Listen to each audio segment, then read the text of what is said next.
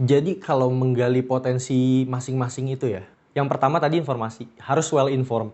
Dimana kita harus punya informasi yang baik, kita cari. Kalau misalnya kita belum punya informasi, kita cari informasi itu, terus kita cari apa yang dibutuhkan untuk belajar tentang hal itu well prepared, sama satu lagi itu well motivated.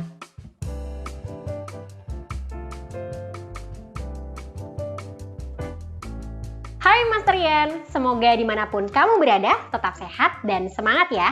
Hari ini saya Innocent akan menemani kamu semua bincang santai di Master Talk, Inspiration Talk with the Master. Hari ini kita sudah kedatangan tamu spesial, yaitu Almiko Dwi Trisnadi. Halo Mas Almiko. Halo Mas Rian. Gimana kabarnya hari ini? Alhamdulillah baik. Nah, sebelum itu saya mau memperkenalkan dulu nih, Mas Almiko ini merupakan pre-sales di Master System Infotama. Saya mau kepo dulu nih Mas sebelumnya. Sebenarnya pre-sales itu apa dan kerjanya ngapain sih Mas? Jadi gini Mbak, kalau misalnya pre-sales itu, dia itu orang yang bertindak atau berlaku sebagai konsultan untuk customer. Jadi konsultannya itu di bagian apa? Kita itu mencari pain point, mencari informasi soal apa nih permasalahan yang dimiliki oleh customer gitu. Dan kita juga merangkai solusi atas pain point tersebut. Gitu, simpelnya itu sih. Nah, di episode kali ini kan kita akan bincang-bincang mengenai gimana sih rasanya bekerja di industri IT. Nah, Mas Almiko, mungkin sebelum lebih jauh, saya mau tanya dulu nih Mas. Kalau pada saat kita kuliah itu kan, pada saat kita menerima pelajaran di kuliah, kadang berbeda nih dengan apa yang akhirnya kita kerjakan di dunia kerja.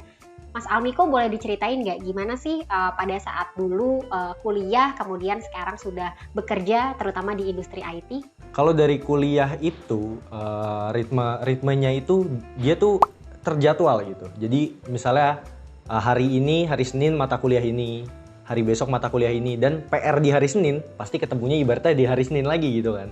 Kalau misalnya kerja, jujur itu fast pace banget. Bener-bener cepet temponya. Dimana kadang kita datang satu proyek, terus proyek yang ini belum selesai, tiba-tiba datang proyek berikutnya lagi. Gitu. Nah, kalau di kuliah itu proses belajarnya tuh lebih kita dihajar sama teori nih, kita diajar sama teori, prakteknya itu nggak semua teori itu kita praktekin gitu. Tapi sedangkan kalau di pekerjaan, terkadang kita itu harus belajar dari proyek yang udah kita kerjain gitu. Kita harus cari lebih dalam di mana kesalahan kita sempurnain. Jadi terkadang kalau misalnya kita salah di pekerjaan itu lebih fatal dan kita belajar hal tersebut gitu, lebih pahit gitu belajarnya.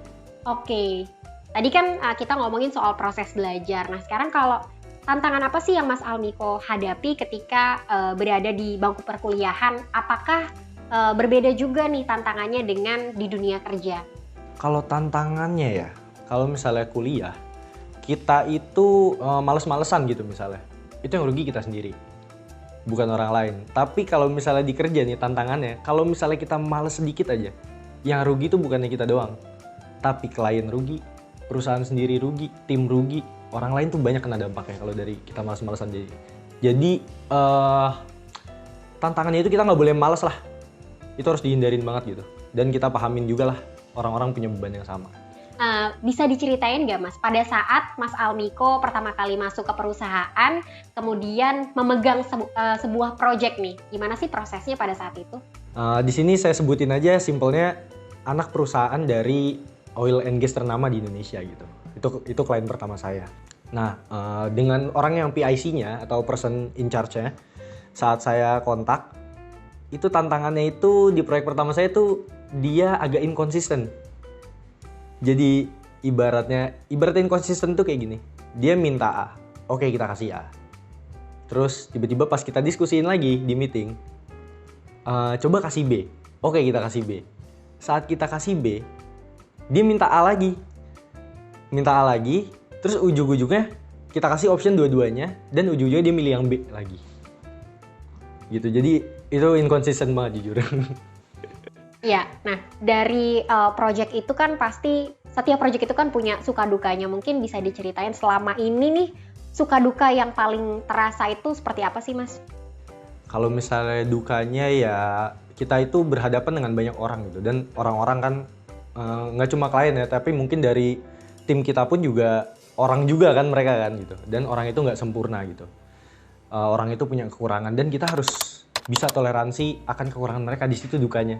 Kadang mereka tuh kekurangan itu nge-push kita gitu. Entah dari klien, contohnya dari yang kita omongin tadi gitu. Yang soal klien, ya itu dukanya. Kayak berhadapan dengan orang-orang dan permasalahan yang beda-beda gitu. Tapi sukanya itu kalau kita misalnya sukses atau kita berhasil nih ngerjain suatu solusi, kita tuh dapat appraisal gitu. Semacam penghargaan dari orang-orang di sekitar kita, entah itu senior, entah itu atasan. Dan di situ kita ngerasa bangga gitu. Dengan rasa dihargai gitu. Itu sukanya sih. Nah, setelah tadi ngomongin soal suka duka pada saat mengerjakan project nih, sebetulnya gimana sih lingkungan tempat bekerja Mas Almiko? Apakah juga mendukung proses kerjanya atau seperti apa sih, Mas? Oh, jadi ya selama kerja di Master System sih ya, setiap ngerjain proyek itu benar-benar kerasa banget appraisalnya gitu. Kerasa banget penghargaannya dari senior, dari atasan, bahkan dari tim sales yang berseberangan gitu. Itu penghargaannya kerasa banget kayak ibaratnya nggak cuma ucapan terima kasih bahkan, tapi kayak dukungan dan pengajaran lebih lanjut gitu buat kedepannya. Dan kalau sales kadang juga ngajak kita buat bercengkerama lebih lanjut atas proyeknya yang udah sukses gitu. Dan itu kerasa banget sih unsur persaudaraannya di Master System nih. Oke, menarik nih Mas Almiko. Nah, pada saat kita masuk ke dunia kerja itu kan sebetulnya kita harus menyesuaikan diri secara cepat dengan ritme perusahaan. Mau tidak mau kita pasti harus curi-curi waktu untuk melakukan proses pendalaman materi ataupun proses belajar kita. Nah, kalau Mas Almiko sendiri gimana sih membagi waktunya atau time managementnya? Oh, selama ini dari saya sendiri ngatur waktunya tuh agak beda sama kuliah ya. Jadi saya ngomonginnya yang pas kerja aja. Kalau pas kerja itu kita benar-benar bisa ngatur prioritas suatu proyek. Di sini kan saya kan biasa ngerjain proyek, kita ngomongin proyek aja gitu. Jadi benar-benar ada misalnya sebagai contoh.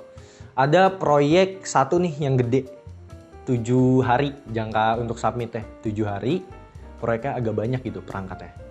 Lalu itu datang di pagi hari misalnya ya. Terus datang lagi pada sore hari, proyek yang misalnya nggak terlalu besar, misalnya perangkatnya itu nggak sedikit, harus selesai besok. Nah di situ kita bisa ngatur prioritas. Walaupun yang satu tidak terlalu susah, tapi selesainya kan harus besok gitu. Nah jadi kita harus selesaiin yang itu dulu. Dan jangan lupa nanti setelah selesai yang itu, selama kita masih ada tenaga nih, ya yang pertama juga dikerjain supaya nggak jadi beban di kemudian harinya gitu.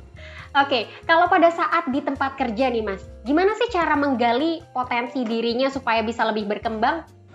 Jadi kalau menggali potensi masing-masing itu ya, ibaratnya kita pakai ibaratkan aja nih. Ibaratkan orang pengen menggali emas misalnya. Orang tersebut harus tahu informasi bahwa di situ ada emas dong. Terus yang kedua, di situ mereka harus punya peralatan yang cukup gitu. Dan mereka punya motivasi bahwa mereka pengen dapetin emas gitu. Jadi simpelnya, yang pertama tadi informasi, harus well informed.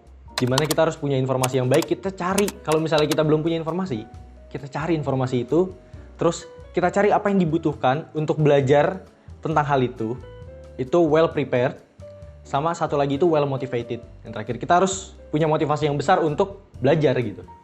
Dan membuka diri. Itu sih untuk menggali potensi diri sendiri.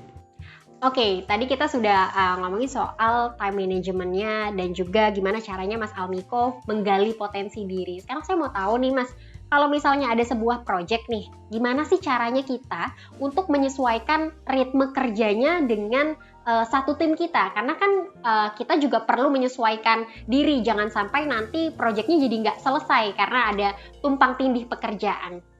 Oke, cara saya untuk menyelaraskan ritme kerja sih, kita toleransi akan beban orang lain ya. Kita paham orang lain tuh juga punya beban gitu. Meskipun beban kita besar, tapi bukan kita doang yang bebannya besar gitu loh. Orang lain juga sama bebannya tuh besar gitu. Dan anggaplah kita tuh itu target ritme kerja itu ujung-ujungnya kita tuh hasilnya sukses gitu kan. Nah, kesuksesan dari suatu proyek itu dia ngedapetin bukan kita doang, rame-rame gitu. Jadi kita juga kalau ada yang lalai pun kita ingetin dengan baik gitu misalnya. Tapi selama di Master System sih, untungnya dari tim senior, dari tim, dari atasan, itu mereka semua tuh paham gitu. Kita ini punya common ground, punya kesamaan yang sama gitu. Bahwa kita pengen sukses secara baik, sehingga bisa, kalau misalnya selesainya kecepatan, ya di-review ulang. Gitu. Jadi pengen sesempurna mungkin lah selama di master system.